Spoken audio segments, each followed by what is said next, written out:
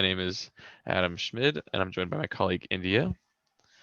Today we're going to be in a Zoom webinar, and just as kind of a standard protocol, we kind of share, what the roles and logistics are for a webinar. So we should be able to hear you and see you as panelists, but we won't be able to see your video, excuse me, or hear you until we ask for you to unmute. But the chat works great. You can also use the question and answer function if you'd like.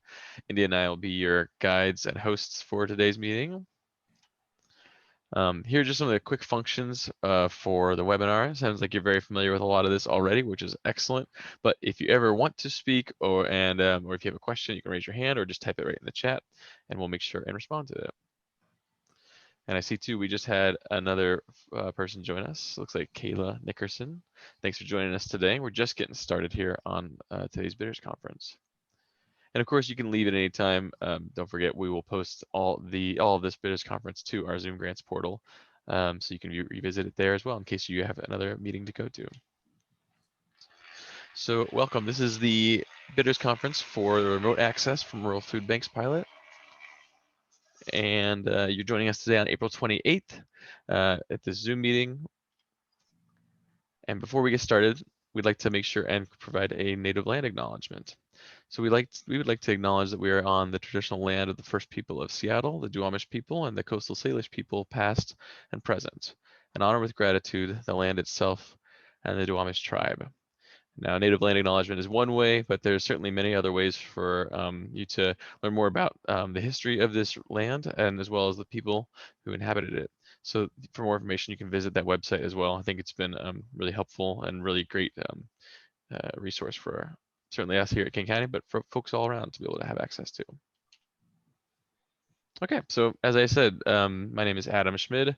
I'm the community liaison here with the Veterans, Seniors, and Human Services Levy at King County, and I'll hand it off to India for her intro. Hello, my name is India Prettyman, and I'm also a lead on this RFP. And then I'll just go straight into the agenda. Actually, do you mind if we do a little intro for our guests? We only have a few. Oh, okay? Yeah, you're right. Sorry about that. No, that's it. Usually with the big crowd, we'll just go right ahead. But I think with the smaller one, it'd be kind of nice to hear from everybody. So if you're feeling bold, Matthew, I'll give you some rights to unmute yourself here if you'd like, and just give us a quick little intro about who you are and where you come from today. Sure. Can you hear me okay? Yeah, we can hear you great. Great. So Matthew Campbell, I'm the director of HopeLink Food Programs. I've been with HopeLink for about 6 years now, and we operate 5 food banks in King County, East King County, but we also launched our mobile program just over a year ago, and that's where I'm looking at potentially with this conference and this funding to see if we can expand mobile potentially. Excellent. Thanks for joining us today, Matthew. Really appreciate you being here. You bet. All right, and then I'll see Kayla Nickerson is on here. Kayla, I'm going to give you the ability to unmute yourself. If you're feeling bold, please do so and give us a little bit about who you are and where you're coming from today. Hi there, can you hear me? Yes, we can. Okay, cool. Hi, thanks for hosting this. I'm Kayla. I work with Lifelong, and I am the director of our food and nutrition program, Chicken Soup Brigade. We provide groceries, nutritionally based and culturally relevant groceries, medically tailored meals, which are healthy meals. And then we do nutrition counseling and education. And for a long time, we did that primarily in King Island and Snohomish County. But in 2019, we started to ship statewide. And so the interest in learning more about this is to just kind of see if this shipping model that we do with the groceries and some of the satellite pickup sites that we do would be a fit for this, or if it would not be a fit for this. So yeah, just interested to kind of learn about the opportunity. Awesome. Well, welcome, Kayla. And just for your all's help as well, if it's helpful, sometimes it can be. I'll put the link to the actual RFP portal on Zoom Grants in the chat as well. So if you are curious to read more, you can also go in there throughout today's presentation. But with that, I'll hand it back over to India. Thank you. And then we'll just jump into the agenda. And today we will cover what the VSHSL is, equity and social justice values. We'll do a quick overview of the RFP, and then how to apply on Zoom grants, and then we'll end off with questions and answers. All right, so I get the first portion here. So what is the VSHSL?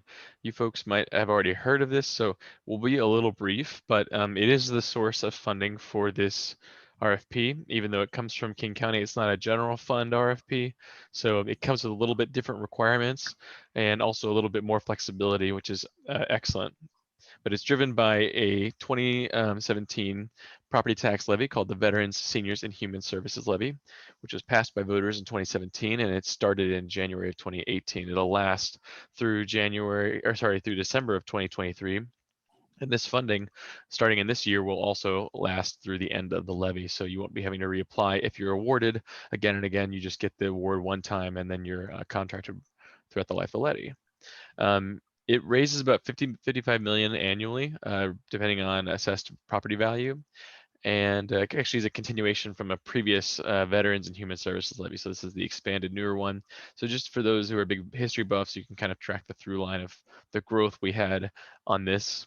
And all of these RFPs, that if you may or may not attend bidders conferences like this, are informed by a large plan called the implementation plan, which was adopted by King County Council, and really for each strategy lays out the funding amounts, lays out the targets, lays out what populations can be served with the funding, and it also was heavily informed by community engagement. So as you can imagine, in our ramp up to the levy being renewed, staff went out and did a lot of community engagement in the rural areas of King County and the urban areas. And in the rural areas, particularly noticed that food banks were quite a resource for folks in the area and folks who might not want to participate in something in the city or going far away from their home base would often feel very comfortable or more comfortable getting interactions at a food bank for critical human services needs, which isn't always exactly what a food bank does. So that's kind of what the thrust for this investment came from, was that feedback. This funding has, or this levy actually, I'm sorry, supports 3 key populations, and that is veterans, service members and their families, seniors and their caregivers, and seniors are age 55 and older. And then this kind of catch-all term called vulnerable populations, or you might see it referred to as resilient communities. And that's really all encompassing. People can experience vulnerability and become resilient at various points in life due to a variety of factors, not all within their control. And so this funding is very flexible, can serve a lot of different people experiencing vulnerability in various ways, and makes that kind of a nice flexible source of funding, but also means it's kind of challenging to find the exact right niche that we want to particularly support in that broad population.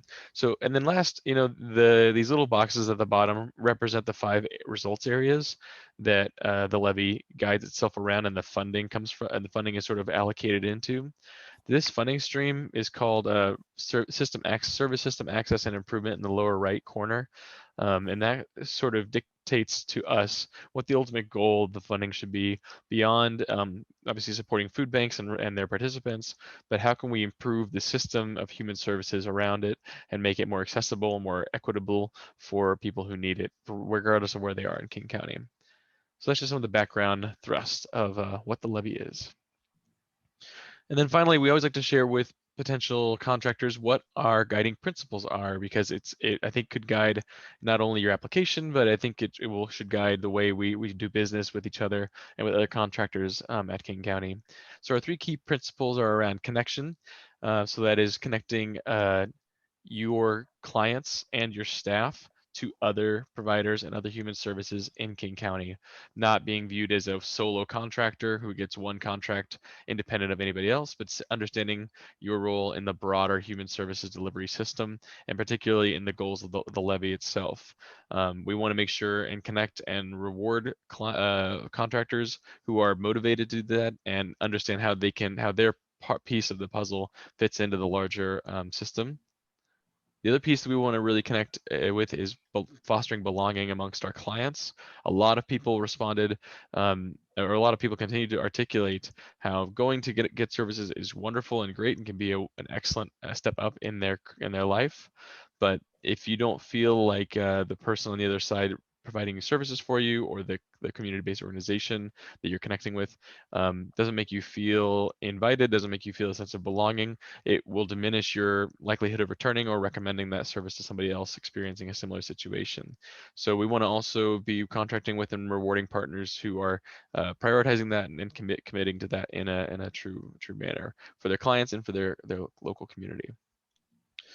And then finally, this question of what can only the levy do kind of speaks to our combined arms approach, where, like I said, the funding is very flexible. It's not state or federal or even county general funding. So we are really guided by what the implementation plan says. And as long as we're adhering to that, we are in compliance of what the voters supported. So this funding really, and as potential bidders, you should really be thinking about, what have I wanted to support that no other funding source could because of its rigidity.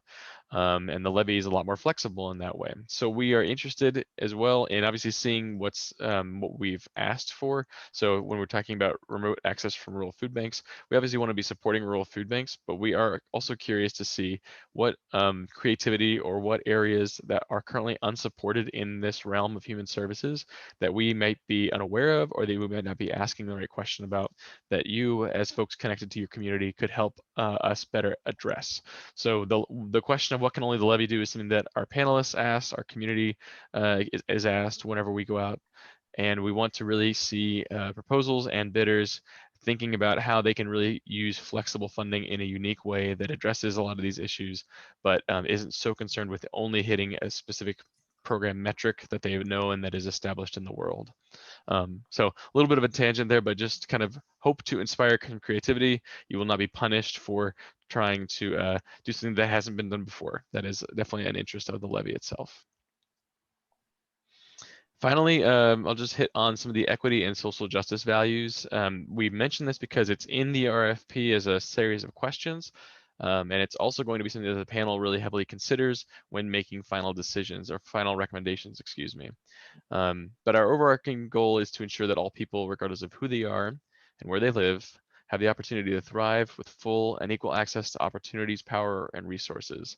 I put that statement out there just to make sure that we're all kind of aware that equity and social justice is something that we prioritize, and it's something that we are going to scrutinize our own work on. So we want to really encourage potential bidders to understand how their role, how their proposal can address and either exacerbate or help level out inequities in their community and inequities in for these particular participants or food bank participants. So it's just it's one of those things that I think we say, and it's important to keep referencing it, but we're going to be particularly now assigning value to it and rewarding bidders who are able to articulate that and address that in their proposals as well. And with that, I'll hand it back over to India. Thank you. And visions for this RFP. To support rural residents in King County in accessing the services they need, this RFP seeks to fund food banks in rural areas to pilot programs that will serve as central access points for thorough information and access to regional health and human service systems. The central access point for services will allow food bank participants to receive immediate access to information and referrals for benefits and services such as food, social engagement or connectivity, health promotion, programming, housing, reentry supports, utilities, childcare, employment, job training, medical, dental, and healthcare services, etc. Focus populations. While all eligible VSHSL populations may be served through the strategies, providers funded shall prioritize serving King County residents who reside in rural communities and who lack access to or have greater challenges in accessing regional health and human services. And the outcome would be the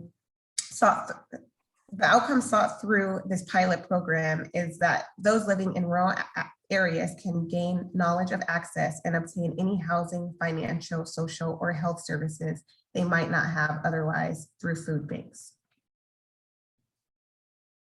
And we can go to, and then the services funded through this RFP will include community outreach with the food bank participants, conduct needs assessments, provide information and active referrals, completion and submission of any forms needed for program enrollment or eligibility, ensure availability of translation and/or translated documents in participants' native language.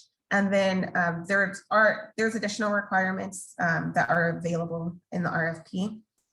Programs funded under the strategy shall put in place a plan to ensure that the program is accessible to individuals with disabilities as well as to individuals for whom English is not their first or primary language.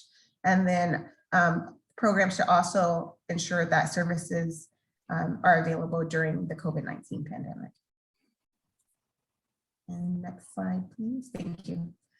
And more information about the scope of work. There is a planning phase, which is about a 5-month planning phase for organizations who do not already do this work. So it'll give them time to come up with a plan or any eligibility requirements so that they are able to meet the requirements.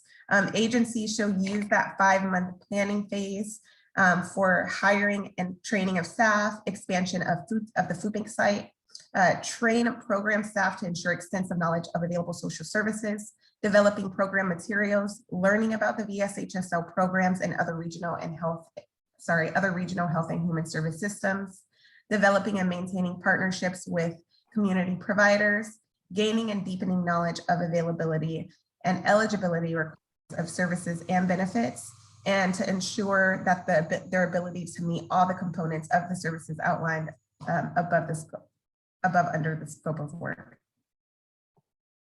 Also, please note that funding for this program cannot be used to support actual collection or distribution of food. And funding for this RFP. So the total available funds is $908,348 that will be rewarded through this RFP program period, which is 2021 through 2023.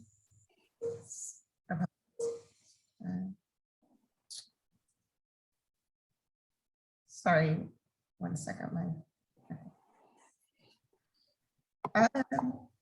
Okay, and then DCHS will select up to 3 bidders to award. If multiple bidders are selected, no single award will exceed $500,000, and DCHS reserves the right to select fewer than 3 bidders and to award funding in amounts less than the individual award amount. If a single bidder is selected, then DCHS will award the entire amount available to such bidder. And then again, there is a 5-month planning period, which, there's a 5-month planning period, and then the final 2 years there's greater funds to actually maintain the program. And it's also, please note that funding for the program cannot be used to support the actual collection or distribution of food. And who is eligible for funding? Nonprofit organizations, community-based organizations, tribes and tribal organizations, and public or government agencies with an established food bank or operate an established or ongoing food bank program. The definition for food banks in this RFP: an established ongoing food bank operated by an agency or group where food is collected from retailers, grocery stores, restaurants, and or other partner agencies, and distributed directly to families and or individuals experiencing food insecurity. For the purposes of this RFP, congregate meal programs or congregate nutrition services as defined through the Older Americans Act or other federal or state funded services fall outside of the definition of a food bank. Nonprofit and community-based organizations are encouraged to submit proposals. And more on eligibility. Must be an established food bank or operate an established or ongoing food bank program, have a dedicated space where food bank clients can come to and discreetly be assisted with services, currently serve vulnerable populations and or rural food bank participants, have extensive knowledge or be willing and able to develop extensive knowledge of available regional health and human service resources, and to be aware or be willing to learn about VSHSL funded programs and services, including but not limited to King County Veterans Program and VSHSL funded behavioral health crisis prevention programs. Successful applicants will demonstrate the following: culturally and linguistically competent to serve priority populations, which must include racial and ethnic minority populations who reside in the rural service area, including individuals for whom English is not their first primary language of fluency, older adults, veteran service members, and other families, persons with disabilities, and LGBTQ plus individuals. If you're not already serving these priority populations, agencies should develop a plan for how they will conduct outreach and provide services and populations to ensure their program is accessible to individuals with disabilities, as well as individuals for whom English is not their primary language. Agencies should have a plan for how they will ensure access, including access with which languages. Sorry, I can't see the bottom of the screen. Yeah, it just says agencies should have a plan for how they will ensure access, including access, which languages are most appropriate to prioritize. Thank you, sorry about that. And a timeline of the RFP and important dates. So the RFP release date was April 28th. The bidders conference we're having right now, and this is also going to be recorded and posted online. A final day for small organizations to initiate requests for technical assistance. So for application assistance will be May 19th. The final date to submit questions will be May 26th. The RFP responses are due by June 2nd at 11:59 p.m. Responses are reviewed and rated in June.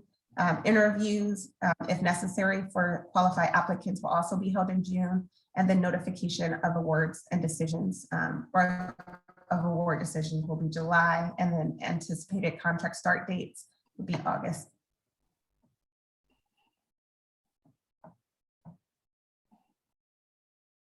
All right, thank you, India.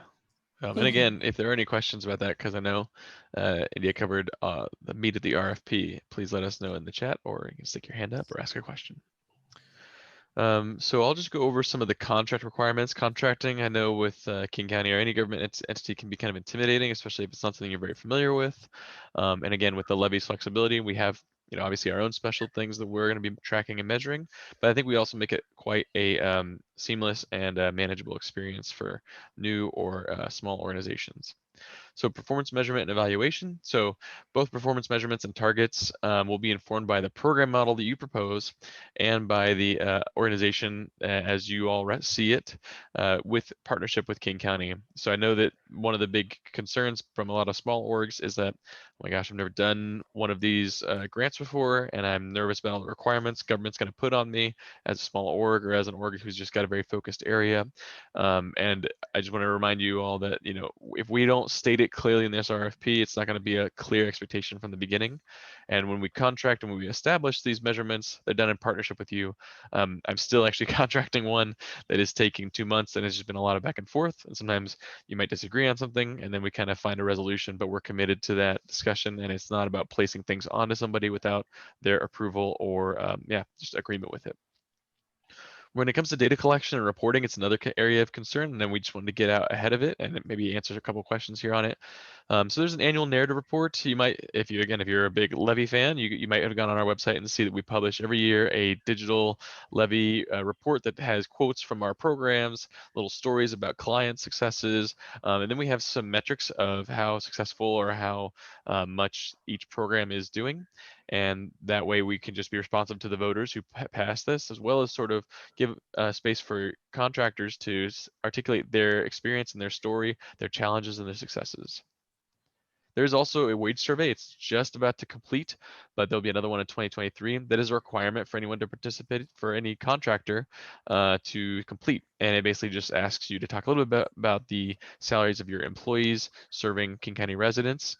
This isn't to catch you or do anything that is demonstrative. It's to provide a resource to our community so that we can have a better conversation around the the nonprofit sector largely, and human services as a field of work. So it's something that we'll actually publish here, I believe, at the end of 2021. So keep your eyes out for it. It's open to all folks, but it's a requirement of Levy contractors. And then finally, a client satisfaction survey. This is something that we also usually have in our contracts. And again, you'd get a chance to look at it before it being finalized.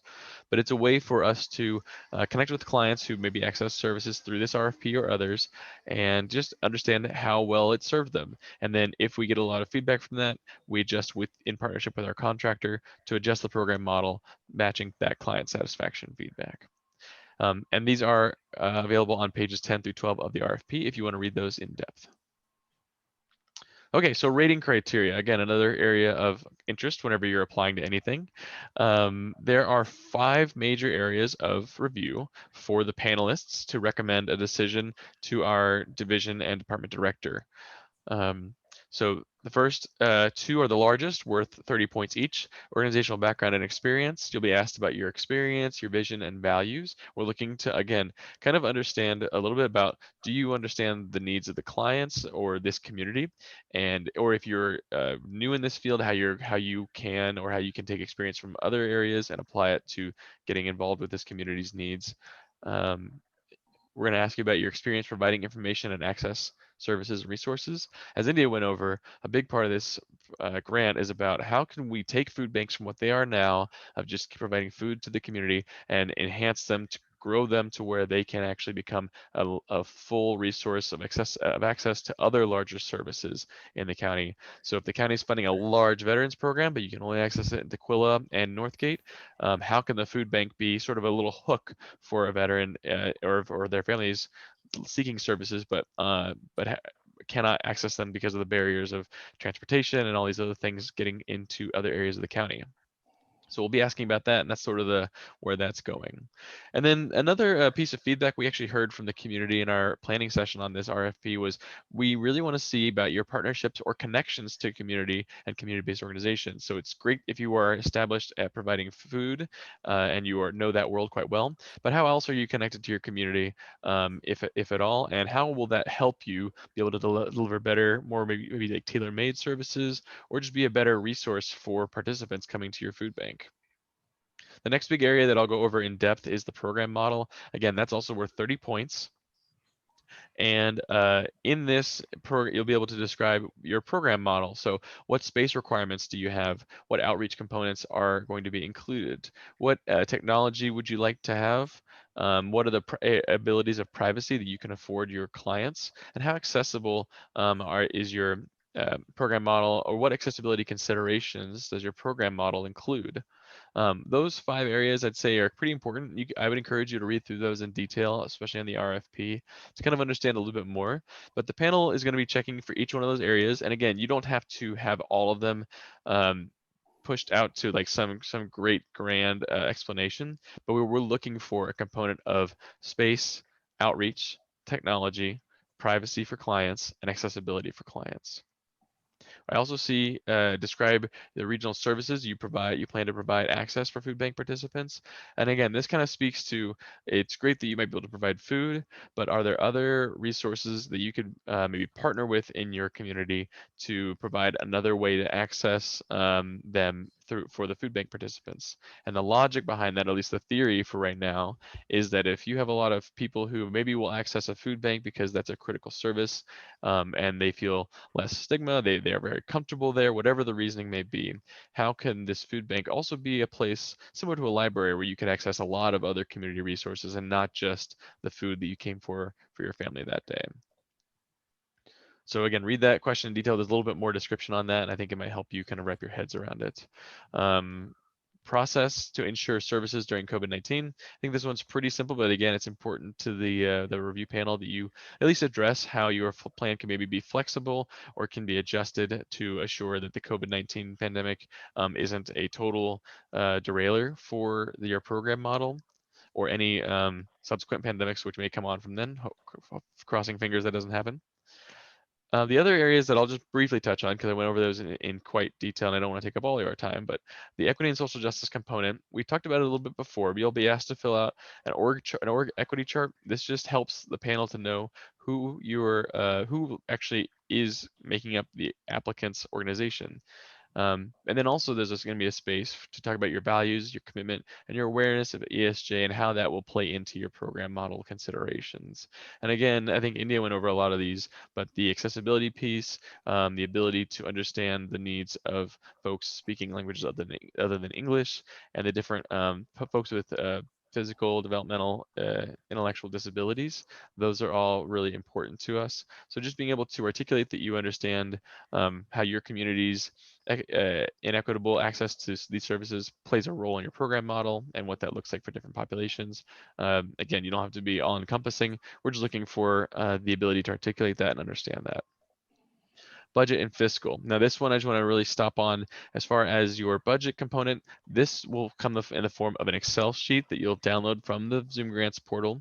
And as India described, there will be a tab on there that is for your ramp up costs. So your proposed first year funding, you may remember from that funding slide, it was a little bit decreased. What will you do to kind of get your program to the place where it'll be successful in 22 and 23? And then you'll have subsequent annual cost tabs for 22 and 23 that you'll just fill out one tab to describe what you anticipate your personnel costs to be, what your request is for general program costs. And again, that's in an Excel sheet. That's not going to be in a Zoom Grants question. And then the last one is smaller, but it's still important, data collection. So again, if you're new to data collection, maybe explaining how you plan to be prepared for this, or what systems maybe your organization has familiarity with that might be able to help you be organized when it comes to data collection. And I'll just read off this question if you don't mind, India. It sounds like the space component is very important. I want to be sure I understand that.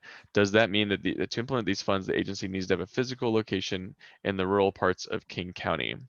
So this one actually is a challenging one to define. We went around and around on what does that mean to be rural and have a location in a rural part of King County, and there's actually a variety of definitions which made it quite challenging for us. So I believe in order to be successful, we've laid it out to where we want to see bidders applying who serve rural food bank participants, but to be truly rural would be like, to be unincorporated in an unincorporated King County or somewhere where you're totally disconnected, and we're not going to put that as a requirement on there. But there does need to be a food bank or some place where people can go and access food or food bank type programming, and then have it be a place where they could also access other resources. So if, for example, the mobile medical van came there, maybe a space where that could be located.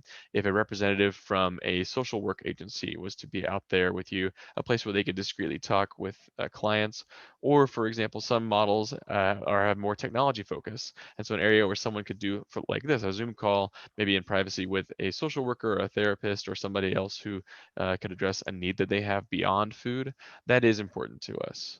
But doesn't need to be physically located in rural King County. I would say it doesn't have to be actually physically located in rural King County, because I think defining that would be really challenging for all of us. But I will say that we aren't interested in supporting a food bank that is in the Pike Market Senior Center or is smack in the middle of an urban area that doesn't really touch any rural food bank participants. And did you have anything you want to add to that maybe I missed or that I didn't touch on well on that? No, I think that was good, unless Kayla has any more questions about that. Yeah, good question, Kayla. It's one that we've kind of gone around and around on.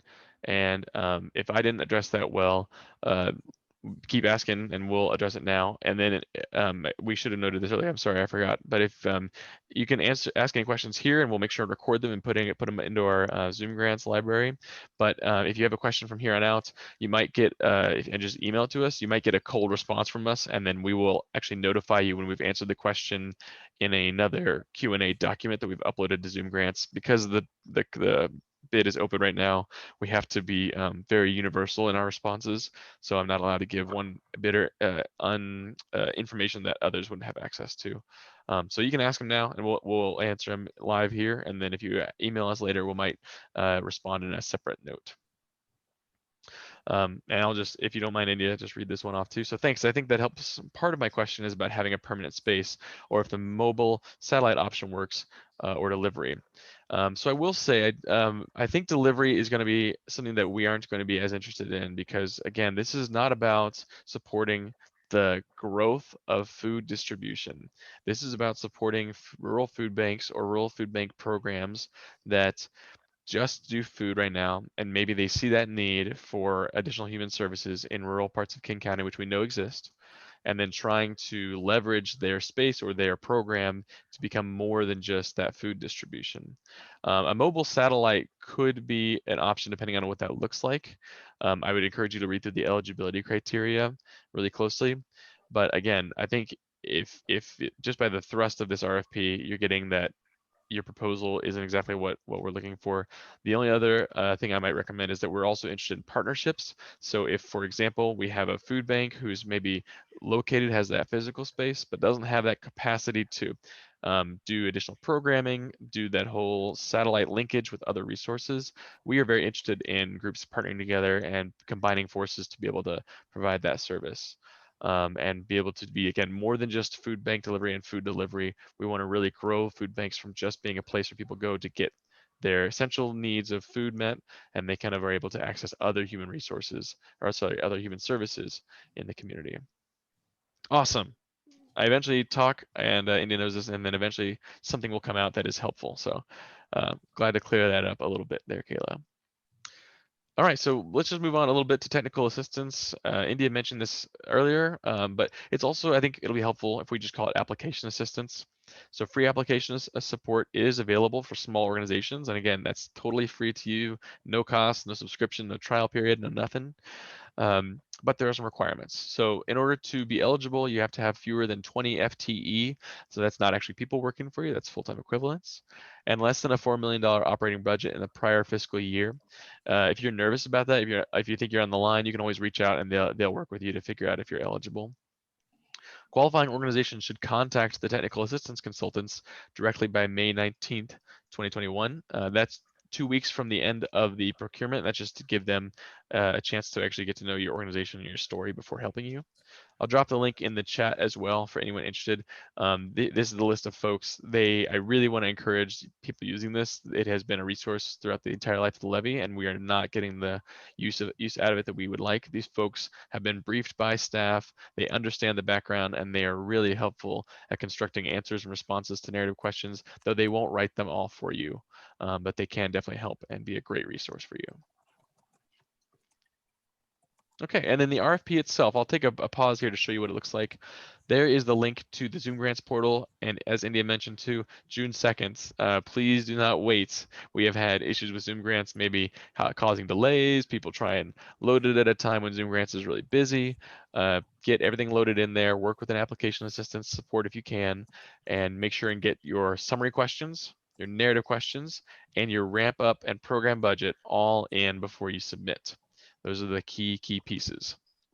And I will do a different share here just for a moment to show you what it looks like. Okay.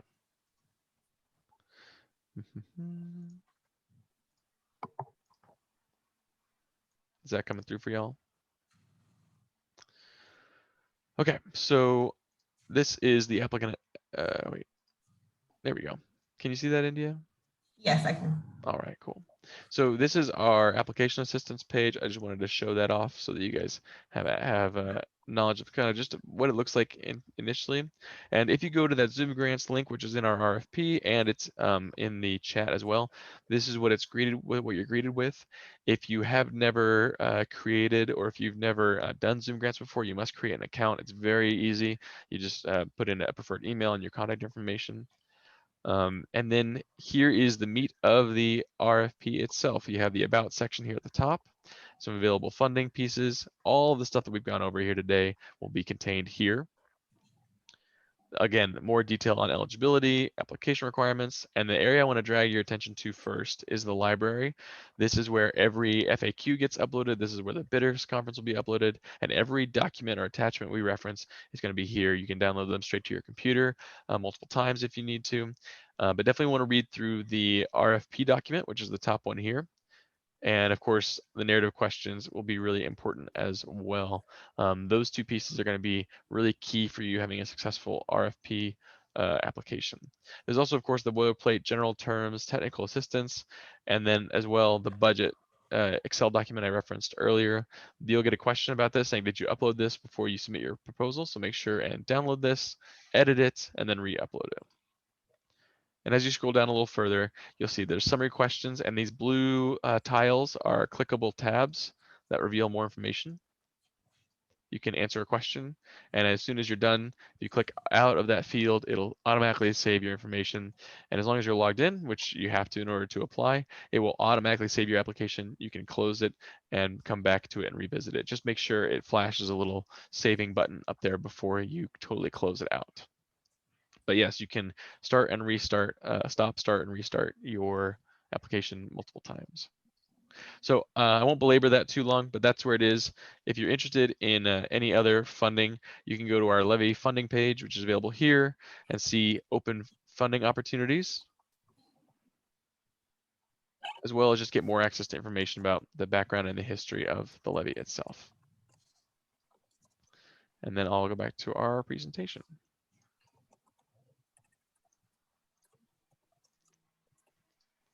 Okay.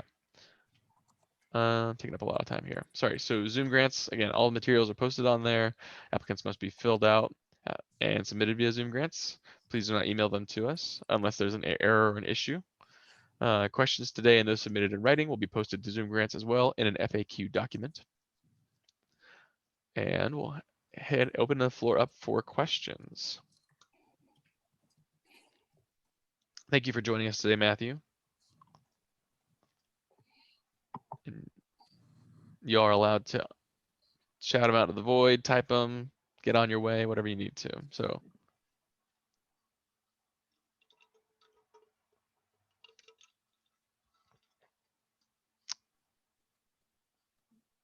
Okay. All right. Thanks. Kayla, is there anything else you need us to address? You're the only one left.